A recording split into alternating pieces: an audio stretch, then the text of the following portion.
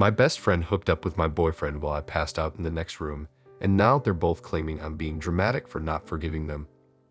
I woke up with a pounding headache, the aftermath of too many drinks from the party last night. My surroundings were a blur, the details fuzzy, but one thing was clear. I was alone in my bedroom. My boyfriend, Liam, 24M, had promised he'd stay with me, that he'd take care of me if I got too wasted.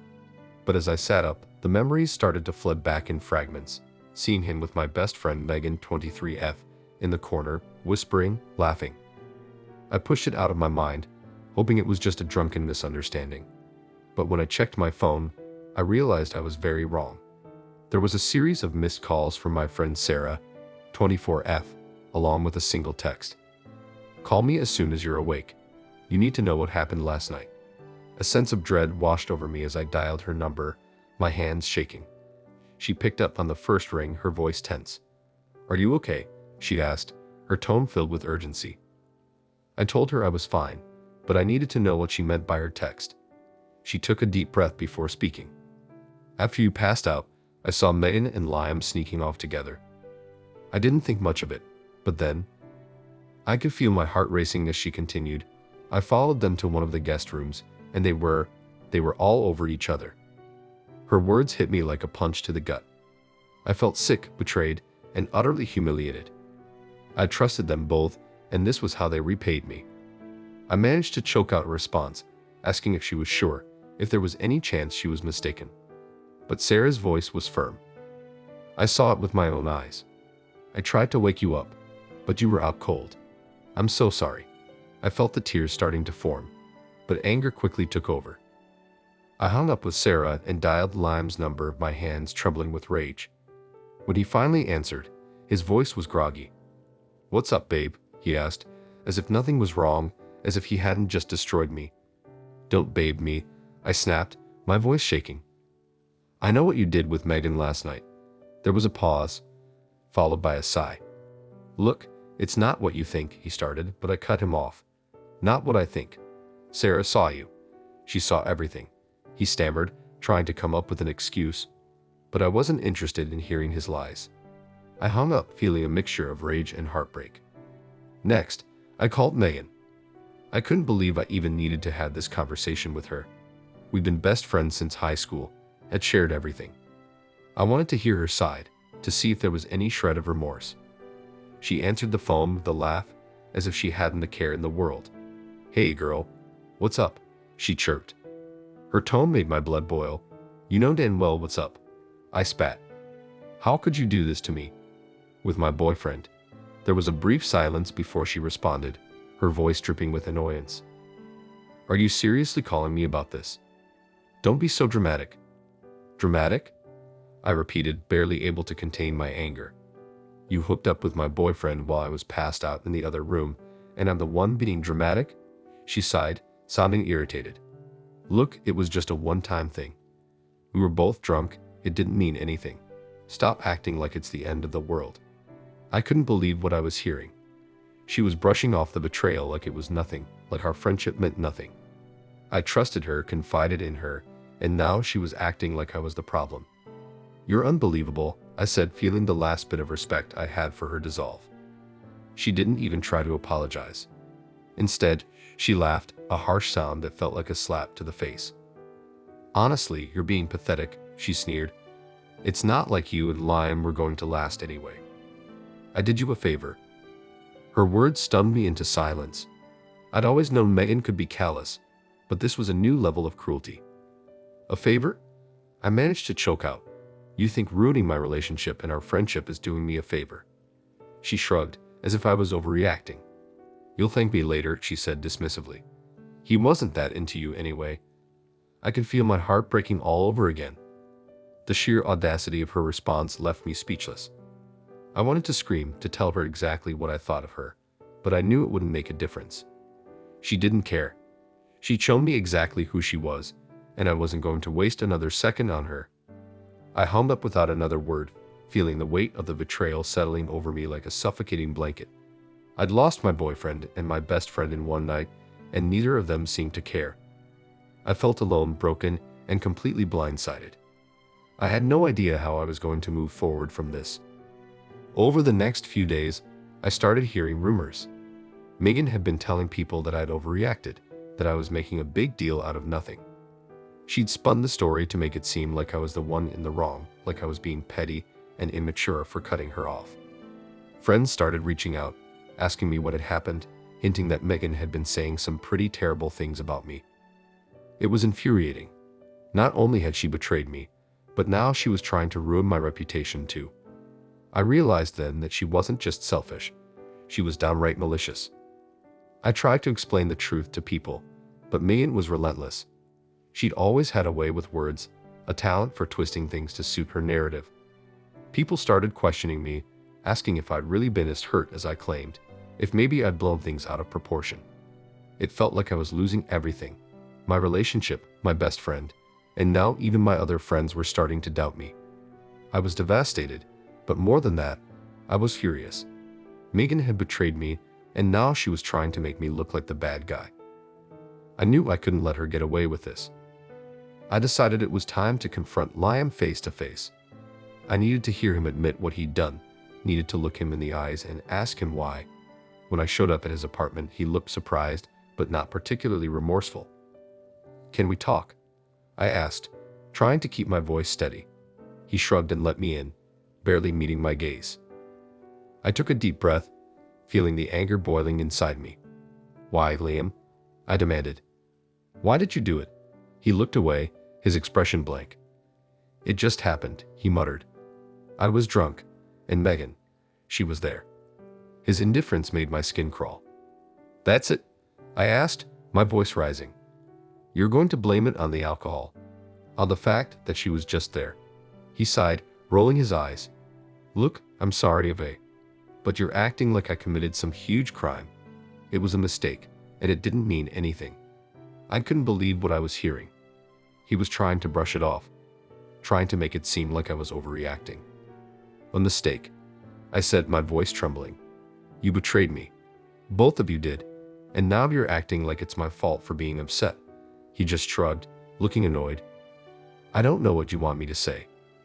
I realized then that he didn't care, that he never had. He'd been with me because it was convenient, because it suited him, but he'd never truly loved me. The realization hurt, but it also gave me a sense of clarity. I didn't need him. I didn't need someone who would betray me at the first opportunity. I stood up, feeling a surge of strength. "We're done," I said, my voice firm. "I don't want anything to do with you, and I don't want anything to do with her." He shrugged, barely reacting. "Fine, if that's what you want." I left his apartment, feeling a strange mix of relief and sadness. After I walked away from Liam, I decided I wasn't going to let Megan continue to smear my name. I gathered up the courage to confront her in public at a party where I knew a lot of our mutual friends would be. When I arrived, she was already there, holding court and laughing like she didn't have a care in the world. I walked up to her, my heart pounding, and called her out in front of everyone. "Why are you telling people I'm being dramatic?" I demanded. She looked surprised for a moment, but then she smirked, clearly enjoying the attention. "Because you are," she said with a sneer. "Grow up." The crowd around us went silent, their eyes flicking back and forth between us. I could feel the tension building, and I knew this was my chance to set the record straight. "You slept with my boyfriend while I was passed out, and now you're trying to make me look like the bad guy," I said, my voice loud enough for everyone to hear. Her face twisted with anger, but she quickly composed herself. "Oh please," she said, rolling her eyes. "You're just mad because you can't handle the truth. Liam was never that into you, and you were too blind to see it." Her cruelty took my breath away. I felt the stares of everyone around us, the weight of their judgment pressing down on me. Megan had always been popular, always known how to sway people to her side, but I wasn't going to let her win this time. "You're a liar," I said, my voice steady.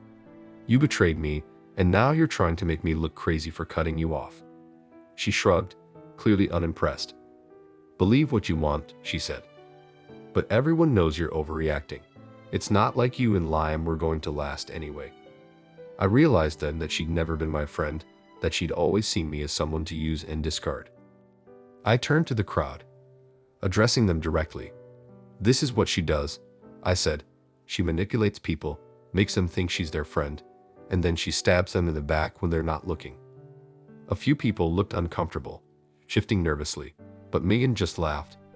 "Oh, spare us the drama," she said, rolling her eyes. "You're acting like I killed someone. It was just a hookup." Her casual dismissal only fueled my anger. "Maybe it was just a hookup to you," I replied. "But to me, it was a betrayal.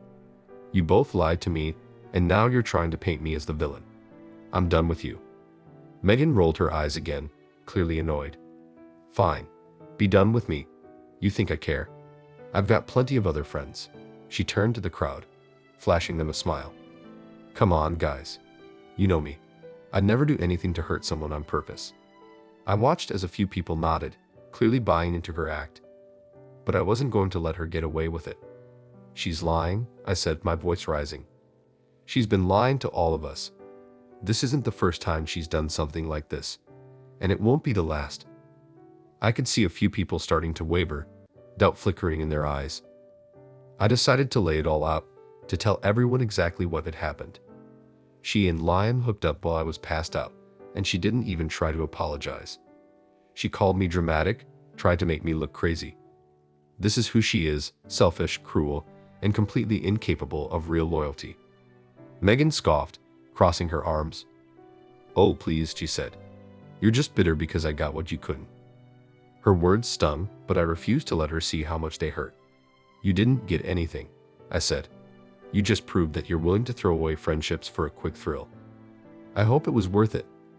The tension in the room was palpable, everyone watching us with wide eyes, clearly unsure of what to believe. Megan shrugged, flipping her hair over her shoulder. "Believe whatever you want," she said dismissively. "I don't owe you anything." I realized then that there was no point in arguing with her, no point in trying to get through to someone who clearly didn't care. I looked around at the people who had once been my friends, hoping they could see the truth for themselves. "I'm done with this," I said, turning to leave. "If you want to believe her lies, go ahead. But I won't be a part of it anymore." As I walked out of the party, I felt a mix of relief and sadness. I knew I'd done the right thing by confronting her, by calling her out in front of everyone, but it hurt to realize how many people were willing to believe her lies. I'd lost more than just a friend and a boyfriend.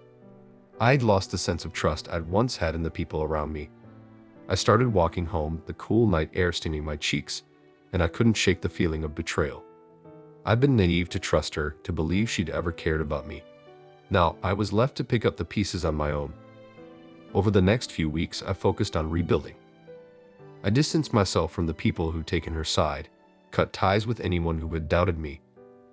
I didn't need friends who couldn't see through her lies, who were willing to stand by someone so toxic. It was lonely, but I knew I was better off. I started spending more time with Sarah, the one friend who had been there for me, who had told me the truth from the beginning. She helped me see that I didn't need people like Megan or Liam in my life. I was stronger without them, more resilient, and I was learning to trust myself again. One day, I received a message from a mutual friend, someone I hadn't spoken to since the confrontation at the party. She told me that people were starting to see Megan's true colors, that others had come forward with similar stories. Apparently, I wasn't the first person she betrayed, nor the last. Megan had a pattern of manipulation, a habit of using people until they were no longer useful to her. The news gave me a strange sense of satisfaction. She might have tried to tear me down, but her lies were finally catching up with her. People were beginning to see her for who she really was, a selfish, deceitful person. As more people distanced themselves from Megan, she tried to reach out to me, claiming she wanted to make things right. She sent me a long message, full of apologies and excuses, saying she'd been going through a tough time and hadn't meant to hurt me. But I knew better. I'd seen the cruelty in her eyes, heard the dismissiveness in her voice when she laughed off her betrayal. Her apology was just another manipulation, another attempt to twist the situation to her advantage. I deleted her message without replying, refusing to let her back into my life. I'd learned my lesson, and I wasn't going to give her another chance to hurt me. Around the same time, Liam tried to contact me as well. He showed up at my apartment, looking remorseful, his eyes downcast. "I made a mistake," he said, his voice barely a whisper. "I'm sorry for everything. I looked at him, feeling a surge of anger mixed with pity. He'd thrown away our relationship for a meaningless hookup, and now he was expecting forgiveness. "It's too late for apologies," I replied, my voice cold. "You made your choice, and so did I. We're done." He tried to explain, to offer excuses, but I didn't want to hear it. I shut the door in his face, feeling a sense of closure as I walked away. As I moved on, I realized how much better I felt without them in my life. I'd been holding on to toxic relationships, clinging to people who didn't deserve my loyalty. Letting go was hard, but it was also liberating. I started focusing on myself, on the things that brought me joy. I took up new hobbies, reconnected with old friends who had always been there for me, and slowly began to rebuild my life. Megan and Liam were just painful memories now, reminders of the mistakes I'd made, but I was determined not to let them define me. I was stronger than they'd given me credit for, and I was ready to move forward. Then, out of nowhere, Megan showed up at my workplace. She looked different, tired, worn down. She begged me to talk to her, claiming she'd made a huge mistake and needed my forgiveness. Part of me wanted to scream, to tell her to go to hell, but I held back. I realized she was already paying for her actions, that she'd lost friends and respect because of the way she treated people. "I don't have anything to say to you," I told her calmly. "You've done enough damage." She started to cry, pleading with me to reconsider, but I turned and walked away. I wasn't going to let her manipulate me again. Over the next few weeks, I heard that Megan had started telling people I was heartless, that I'd abandoned her when she needed me the most. The rumors didn't bother me anymore. I knew the truth, and I knew the people who mattered would see through her lies.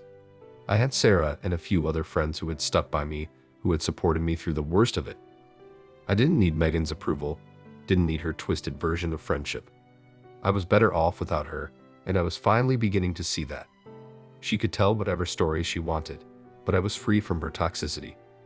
One day, I ran into Liam at a coffee shop. He looked like he hadn't slept in days, his face pale and drawn.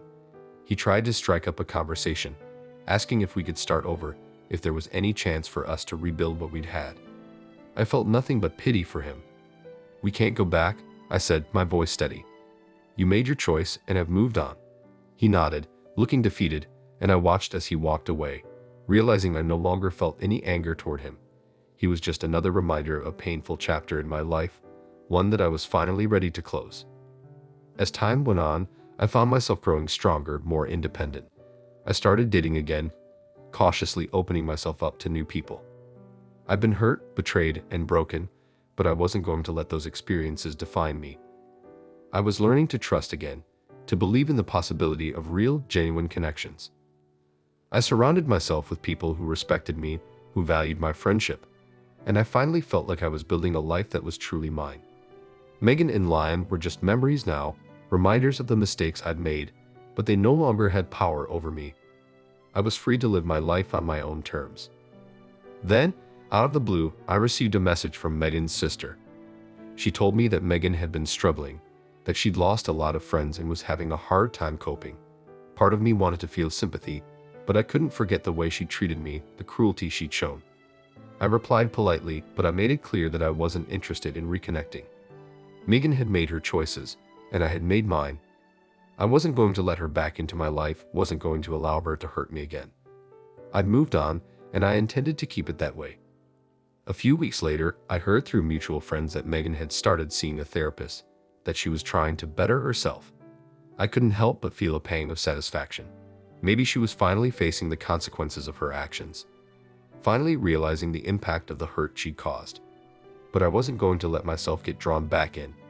I'd given her too many chances, and she'd thrown them all away. I hoped, for her sake, that she could change, but I knew I had to protect myself. I was building a new life, one free from her lies, and I wasn't going to jeopardize that for anyone. I continued to rebuild, finding strength in my new friendships, in the fresh start I'd given myself. I no longer felt the anger, the bitterness that had once consumed me. I'd survived Megan's betrayal, Liam's lies, and I'd come out the other side stronger, more resilient. I was finally free to live my life without the weight of their toxicity dragging me down. I was focusing on myself, on my own happiness, and I knew I would never let anyone take that away from me. I'd learned to trust my instincts, to value myself, and I was finally ready to leave the past where it belonged, behind me. Then, one day, I ran into an old friend from high school, someone I hadn't seen in years. We caught up over coffee, reminiscing about the past, and I realized how much I'd changed. I was no longer the person who'd let people walk all over me, who tolerated betrayal in the name of friendship. I'd learned to stand up for myself, to prioritize my own well-being, and I was proud of that. My friend commented on how strong I seemed, how different I was from the girl she'd once known. I smiled, feeling a sense of pride. I'd been through hell, but I'd come out the other side stronger than ever. As the months passed, I felt myself letting go of the last remnants of anger and resentment. I no longer cared about what Megan or Liam were doing, no longer felt the need to keep tabs on them. They were part of my past, but they no longer had power over my present or my future. I was building a life that was truly mine, one filled with genuine connections, with people who valued and respected me. I'd learned the hard way, but I'd learned. I knew now that I deserved better, that I deserved friends and relationships that were built on trust and honesty. I was finally ready to move forward. One day, I received a message from Sarah, my true friend through it all. She wanted to catch up, to celebrate how far we'd both come since those dark days. We met up, and as we talked, I felt a sense of gratitude. She'd stood by me, supported me when no one else had, and I knew I was lucky to have her in my life. We toasted to new beginnings, to leaving the past behind, and I felt a weight lift from my shoulders. I was surrounded by people who cared about me, people who valued me, and I finally felt like I was exactly where I was meant to be. Looking back, I realized that losing Megan and Liam had been a blessing in disguise. They'd shown me who they really were, and they'd forced me to confront the parts of myself that needed to grow to change. I'd let go of toxic friendships, of relationships that didn't serve me, and I'd learned to value myself. I was no longer the girl who would put up with betrayal, who would tolerate disrespect. I'd become someone stronger, someone who knew her worth. Megan and Liam were just painful memories now, reminders of a time when I'd allowed others to take advantage of my kindness. I was done with that chapter of my life. As I moved forward, I focused on building a future that was filled with love, respect, and genuine connections. I no longer felt the need to prove anything to anyone. I was living for myself, for my own happiness, and I knew I would never let anyone take that away from me. I'd learned to trust myself, to believe in my own strength, and I was finally free. Megan and Liam were part of my past, but they no longer defined me. I was ready to embrace the future, to build a life that was filled with joy, with laughter, with everything they could never give me. I was finally at peace. Then, one day, I heard that Megan had moved away, that she'd left the city to start over somewhere new. I felt a sense of relief, knowing that I would never have to see her again, never have to be reminded of the pain she'd caused. I hoped, for her sake, that she'd learned from her mistakes, but I no longer cared. I had my own life to live, my own happiness to pursue, and I was ready to move forward without her shadow hanging over me. I'd survived her betrayal, Liam's lies, and I'd come out the other side stronger, more resilient. I was finally free to live on my own terms. As I closed that chapter of my life for good, I felt a sense of peace I hadn't known before. I was surrounded by people who cared about me, who valued me, and I knew I was exactly where I was meant to be. I'd been through betrayal, through heartbreak, but I'd emerged stronger, wiser, and more determined than ever to live a life that was filled with love and honesty. Megan and Liam were just memories now, reminders of the lessons I'd learned, but they no longer had power over me. I was free to build a future that was mine alone, a future that was filled with hope, with joy, with everything I deserved.